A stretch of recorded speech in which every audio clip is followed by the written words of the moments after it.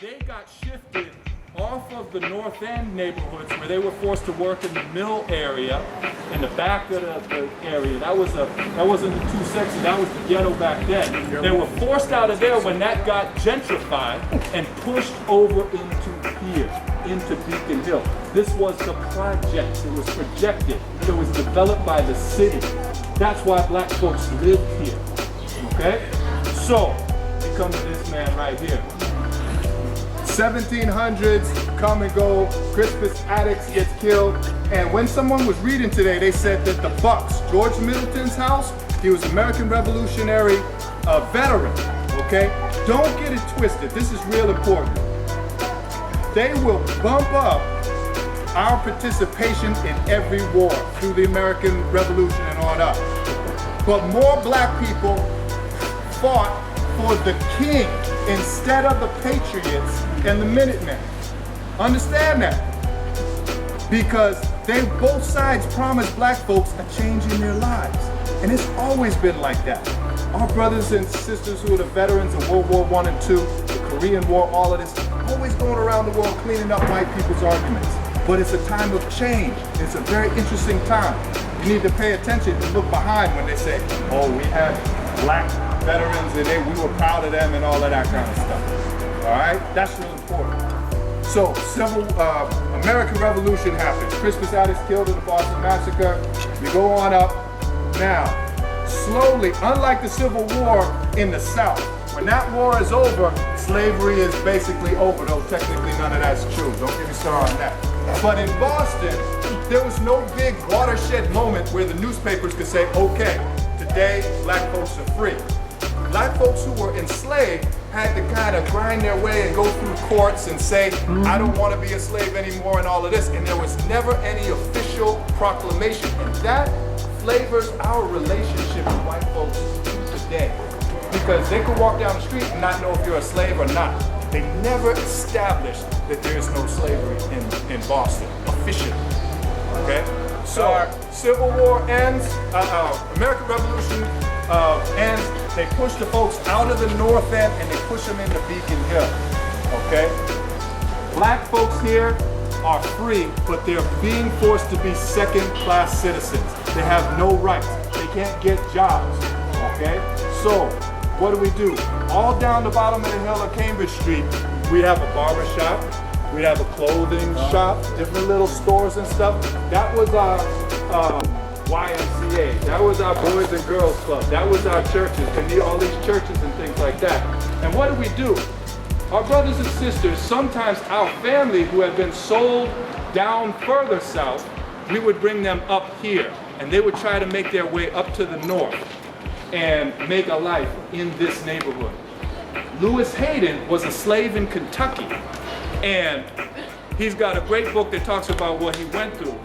But his wife and his child were sold away from him. He didn't know where they went, okay? So he married again, and then he came up on the Underground Railroad up through the Ohio River and through Canada, and he found his way here. And one thing I want to say about him, Frederick Douglass was a beautiful speaker. He was really compelling in how he talked. A lot of the fugitive slaves, or slaves who had come up here and escaped on the Underground Railroad, they weren't as eloquent as him, but for y'all who work in nonprofits and are trying to figure out the nature of nonprofits. John P. Coburn was born about 1811 in Massachusetts. Can everyone hear me? Yeah. My friend is talking while I'm reading. Tamika Francis. Hey. I'm talking. Okay. And died in 1873. After working as a housewright in the 1820s, Coburn established a clothing business from his small house in the cul-de-sac off of Phillip Street. Coburn later commissioned Boston architect Asher Benjamin to design a house for his new property on this corner between 1843 and 1844. Coburn, his wife Emmeline, and their adopted son Wendell lived here. Coburn embraced Garrisonian principles in the 1830s and went on to become treasurer of the New England Freedom Association, a petitioner in the Boston desegregation campaign, and a member of the Boston Vigilance Committee. In the last capacity, he was arrested, tried, and acquitted for the 1851 rescue of the fugitive slave Shadrach. Shadrach. Later in the 1850s, Coburn was the co-founder and captain of the Massasoit Guards, a black military company. Coburn also established a gaming house here with brother-in-law Ira Gray. It was described as a private place that was the resort of the upper 10 who had acquired a taste for gambling. John Coburn died in 1873. He left the bulk of his estate to his adopted son. Yeah.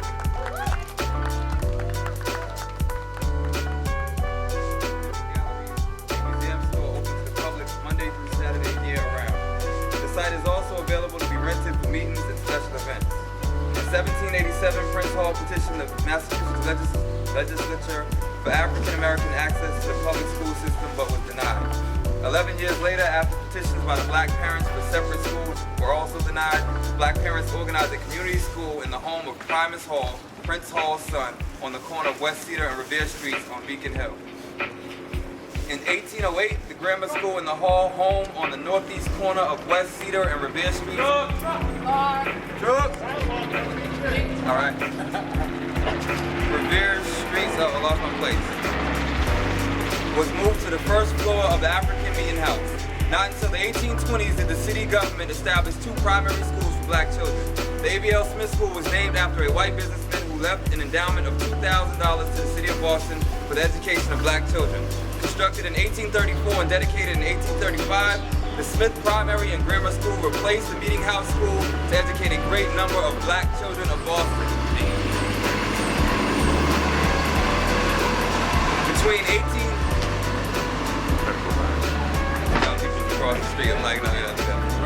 Between 1839 and 1855, Boston became embroiled in controversy over school desegregation.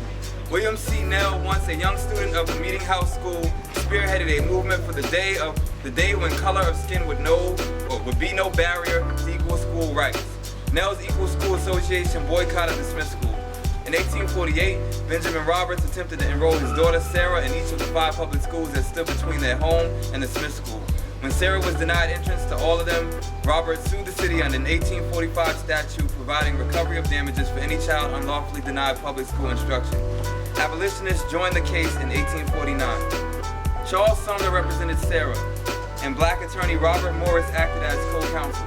The case was argued before Chief Justice Lemuel Shaw, one of the most influential state jurists in the country.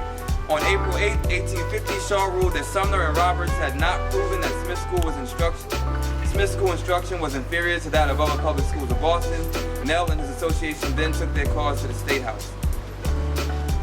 A bill to end segregation in public schools failed in 1851, but a similar measure was passed by the state legislature in 1855 and signed by the governor in April. This bill outlawed segregation in Massachusetts public schools, although the only segregated system by that time was in Boston. By the fall of 1855, black children were finally permitted to attend the public schools closest to their homes.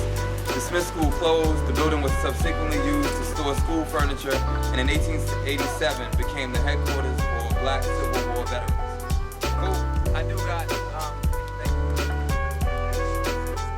Once was a heart of Boston's 19th century African American community. It is today a showcase of black community organization in the formative years of the new republic. The Meeting House was the host of the giants of the abolitionist movement who were responsible for monumental historical events, including the founding of the New England Anti-Slavery Society by William Lloyd Garrison in 1832. In 1833, farewell address of Maria Stewart, a black woman and the first American-born woman to speak publicly before a gender-mixed audience, which the sister just told us.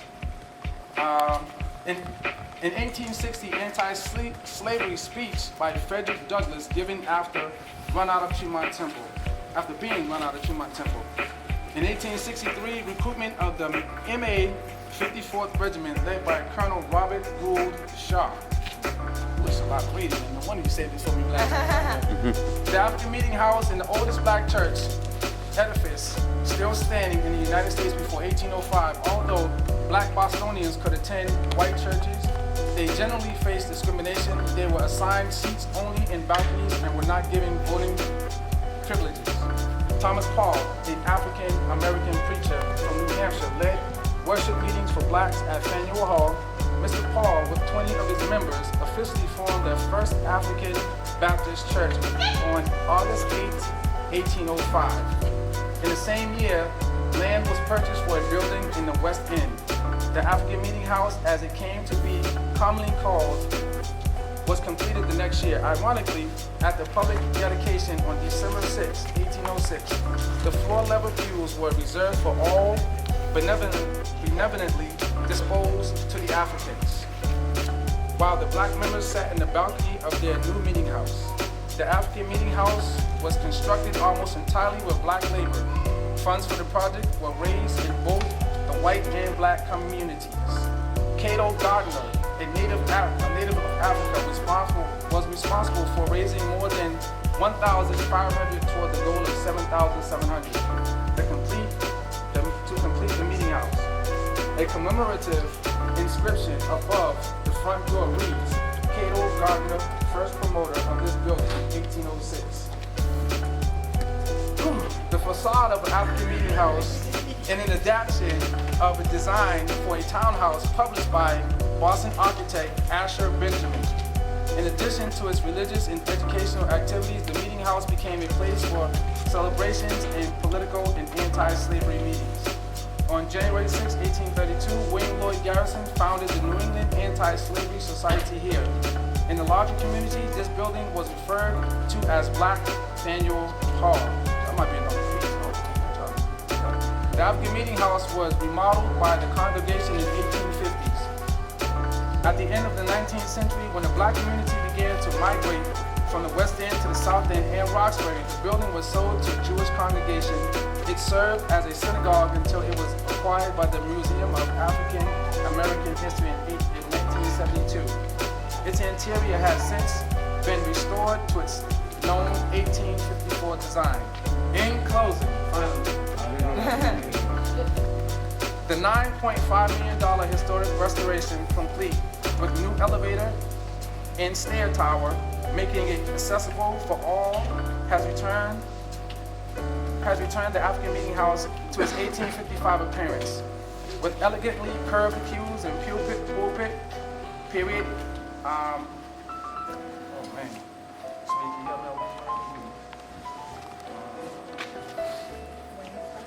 Wainscoting. Okay, there you go. Wainscoting and wall finishes, cast iron posts of golden chandeliers.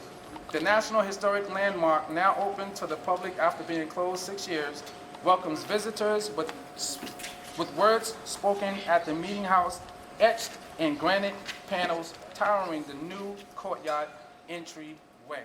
Thank you. Yeah.